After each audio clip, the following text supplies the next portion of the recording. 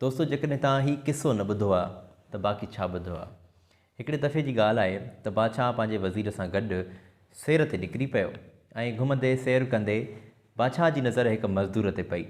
मज़दूर जेको मज़दूरी करे रहियो हुयो ऐं पंहिंजे हथ सां सिर जेका मथे उछले पियो मज़दूर, उहा कलाबाज़ियूं खाईंदी कलाटियूं खाईंदी सिर 3 मंज़िल ते वञी पहुचे पई।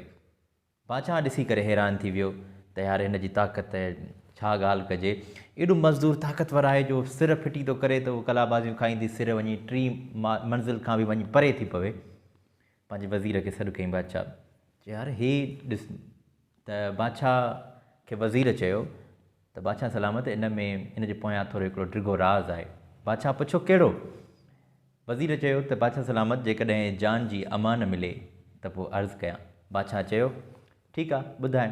बादशाह खे वज़ीर चयो त बादशाह सलामत, हीउ जेको मज़दूर आहे इन खे घर में मुयसरु आहे सुकून ऐं खाधे पीते जो इन जो ख़्यालु रखियो वेंदो आहे ऐं ठीकु ठाकु इन जो घरेलू चरखो ॾाढो सुठो थो हले, जंहिंजे सबबु हीउ बंदो सिर उछले थो त उन ख़ुशीअ मां उहा सिर वञी 3 मंज़िल ताईं वञी परे थी पवे। त बादशाह चयो त इन जी तहक़ीक़ कई वञे, इन ॻाल्हि में केतिरी सदाकत आहे, इन ॻाल्हि जी पकी अथेंटिक रिपोर्ट मूं ताईं पहुचाई वञे। उनखां बाद में वज़ीर लॻी वियो पंहिंजे कम सां ऐं कुझु माण्हुनि खे हुन हुकुम ॾिनो। वज़ीर चयो त वञो हिन ॻाल्हि ते ईअं तस्दीकी रिपोर्ट करे, हिन ॻाल्हि ते जांच करे मूंखे ॿुधायो अचे।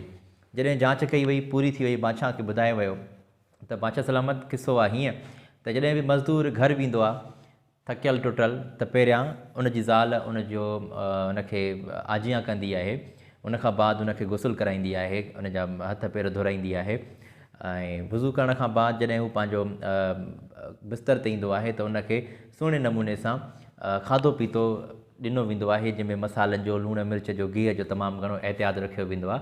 उनखां बाद में उनखे आराम करण जे लाइ बिस्तर बि मुयसरु हूंदो आहे, सुकून सां उहो बंदो सुम्ही पवंदो आहे, पंहिंजो आराम कंदो आहे। सुबुह जो वरी मामूल मुताबिक़ पंहिंजी रोज़ी ते निकिरी वेंदो आहे ऐं इन जो घर जो जेको निज़ाम आहे सो इन तरह सां ॾाढो ख़ुशहाल आहे, जंहिं सबबु हुन बंदे में हिकिड़ी स्टेमिना आहे जंहिंजे करे हू सिर उछले थो त 3 मंज़िल खां परे थी पए वञे।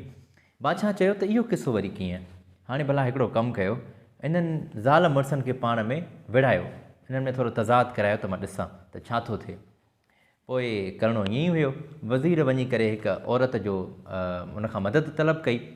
उहा औरत जेका हिन मज़दूर जे घर ईंदी वेंदी हुई कंहिं कम सां खे, उन औरत खे कुझु पैसा ॾिना विया ऐं उन औरत खे चयो वियो त वञी करे इन्हनि जे ज़ाल मुड़ुसनि जे दरमियान झेड़ो कराए। त उहा औरत जीअं ई पहुती त उन छा कयो, उन माईअ खे जेका मज़दूर जी घरवारी हुई उनखे चयईं त तुंहिंजे मुड़ुस जा ॿियनि औरतुनि सां नाजाइज़ तालुकात आहिनि, बसि लॻणी हुई बंबोर खे बाहि। त पोइ जीअं जो मर्द घरु आयो, जीअं जो मज़दूर घरु आयो, त न उनखे गुस्ल जे लाइ पाणी मिलियो, न उनखे खाधो मिलियो, न उनखे सेट थियल बिस्तर मिलियो। त पोइ मज़दूर त तमामु घणो परेशान थी वियो। उनखां बाद मज़दूर पंहिंजी सफ़ाई में तमामु घणियूं ॻाल्हियूं बयानु कयूं, कसम बि खयां, पर साईं ज़ाल जोणस असुल मञेसि ई कान। किसो 2-3 ॾींहं ईअं ई हलंदो रहियो।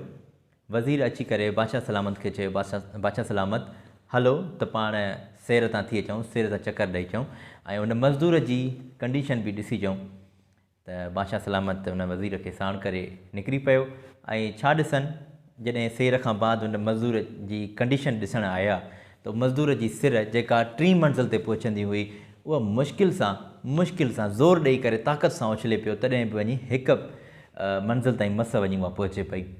सो बादशाह सलामत खे वज़ीर जे चयल उन अल्फाज़नि ते यकीन अची वियो ऐं चयो त वज़ीर, तुंहिंजी ॻाल्हि बिल्कुलु दुरुस्त आहे त इन सिर खे 3 मंज़िल ताईं पहुचाइण जे लाइ ताक़त जी ज़रूरत नाहे, ख़ुशहाल ज़िंदगी इन सिर खे मथे 3 मंज़िल ताईं पहुचाए थी।